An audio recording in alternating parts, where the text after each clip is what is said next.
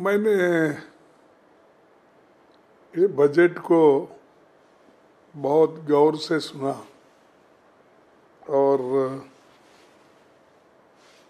इस बजट में खासकर गरीबों के लिए, लोअर मिडिल क्लास के लिए और मिडिल क्लास के लिए भी कुछ भी उन्होंने नहीं दिया। और दूसरा जो है, ये अंतरिम बजट रहने की वजह से उन्होंने कोई ठोस अनुष्ठान करने का बजट नहीं दिया। सिर्फ काम चलाने के लिए डे टू डे अफेयर्स के लिए ही उनका बजट है। पिछले 10 साल में सरकार ने जितने वायदे किए थे उसका ब्यौरा उन्होंने नहीं दिया। उसमें कितने पूरे हो गए और कितने बाकी है, और बजट में उन वायदों का क्यों नहीं जिक्र किया। आप तो कहते हैं हमने बहुत कुछ किया, तो आप कंपैरेटिव स्टेटमेंट देना चाहिए कि ये 10 साल में हमने ये वायदे किए थे और ये निभाए, लेकिन वो उन्होंने कभी नहीं दिया। वो हमेशा 2014 की ही बात करते, 14 से पहले क्या था, क्योंकि ऐसा उनको महसूस होता है कि 2014 में ही देश को आज़ादी मिली है और मोदी जी आने के बाद ही देश डेमोक्रेसी को देख रहा है और प्रधानमंत्री बने हैं। नहीं तो बाकी पहले प्रधानमंत्री कोई नहीं थे या यहाँ पर लोकतंत्र भी नहीं था। इस भाषा में उन्होंने अपना बजट पेश किया है। मैं पूछता हूँ, सच उन्होंने जो वायदे किए थे 2 करोड़ नौकरियों का कहाँ तक पहुँचा? 15-15 लाख रुपए काले धन बाहर से लाकर देने का, और किसान का इनकम डबल करने का, एमएसपी बढ़ाने का, ये सब उन्होंने कहना था। पहले हमने ये वायदा किया था एमएसपी का, आज ये है। पहले हमने ये वायदा किया था इनकम डबल बनाने का, अब ये है। इसके बारे में कोई जिक्र उनका नहीं है, उन्होंने पूरा भी नहीं किया। 100 स्मार्ट सिटी बनाने का वायदा किए थे, क्या पूरे हो गए, अधूरे हैं? कहाँ तक आपने कंप्लीट किया, वो भी आपने नहीं बताया। उसके बाद मैं और एक आपको इम्पोर्टेंट चीज़ बताना चाहता हूँ कि यूपीए के दौरान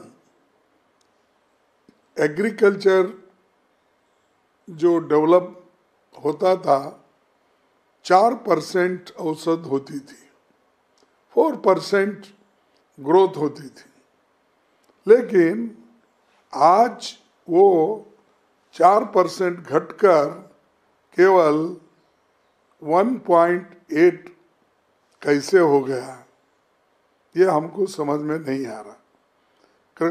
कृषि का विकास दर 4.6 था, वो इस साल 1.8 है। यूपीए के दौरान हमारी खेती 4% थी, औसत से बढ़ती थी, वो आधा क्यों हुआ? और 31 किसान हर रोज आत्महत्या करते हैं, और वो आत्महत्या मजबूरी में करते हैं, तो क्यों आप उसको रोक नहीं पाए? उसके बारे में इसके में कुछ नहीं है। और शिक्षा का भी बजट उन्होंने घटाकर, पहले जो 4.55 था, 4.55, अब वो घट के 3.2 हो गया।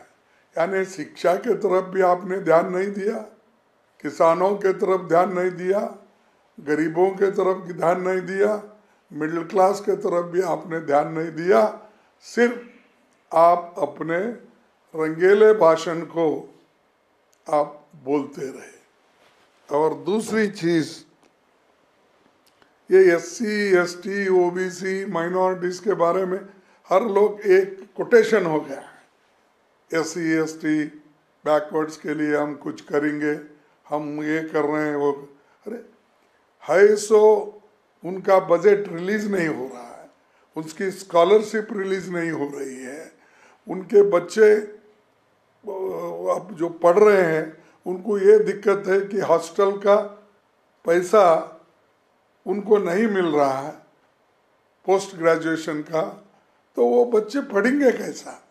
एक तरफ से आप you want to stop their education, उनको फिर जो पहले वो लोग 100 साल पहले जो थे वही स्थिति में आप ले जाना चाहते हैं। तो इसीलिए मैं ये कहता हूँ कि ये बजट में कुछ भी नहीं है और इसके हर क्षेत्र में गिरावट आई है। रक्षा क्षेत्र में भी गिरावट है। सालाना ये तो मैंने कहा 2 करोड़ नौकरियों का, वो तो रोज पर रोज अनएम्प्लॉयमेंट बढ़ते जा रही है। और आज जो GST है वस्तुओं पर 5% से 18% GST फिर क्यों लगाया? ये गरीबों के लिए जो वस्तु थे एसेंशियल कमोडिटीज, वो एसेंशियल कमोडिटीज के ऊपर लगाया आपने। आटा हो, दाल हो, चावल हो, तेल हो, सब्जियां, यानी हर चीज़ की कीमतें तो बढ़ रही हैं और वो भी आप उसमें भी आपने ज़रूरी वस्तुओं पे भी घटाया नहीं। और तीसरी चीज़, आम आदमी का इनकम कहाँ बढ़ा? ये जो दावा करते हैं कि आम आदमी का इनकम बढ़ गया, कहाँ बढ़ गया? इन्फ्लेशन तो इतना है और आम आदमी की इनकम आप 10 रुपये भी अगर बढ़ाएंगे तो यहाँ जरूरी वस्तुओं में उसको 20 रुपये डालना पड़ता है। तो ये जो है ये रूरल वेजेस घट रहे हैं, इंडेक्स के तहत उनको नहीं मिल रहा है, नरेगा के काम भी बंद हो गए। 100 दिन देने का आपका वायदा था, वो घटकर आज आ गया 17-18 दिन काम करने का, क्योंकि आप पैसे ही नहीं रिलीज करते। आप कहते हैं कि खर्च नहीं हो रहा इसलिए हम नहीं दिए। तो अरे आप पैसे रिलीज करते गए तो ही वो मिलता। और आधार बेस्ड काम करने से, इसको लिंक करने से आज गरीब परेशान है, क्योंकि कहीं जंगल में रहते हैं ट्राइबल लोग, SC ST के लोग, कहीं अपने गांव के बाहर रहते, उनको कोई मालूम ही नहीं होता कि आधार कार्ड ये लेना इसके साथ या ले जाना। तो उसके बहुत से चीज़ें ऐसे हैं गांव में, प्रेशर में किसी को दे देते हैं कि कोई सामान खरीदने के लिए, फिर वो पैसे देकर गिरवी रख के वो वापिस लेते हैं। तो ऐसी चीज़ें बहुत है। और वो कह रहे हैं कि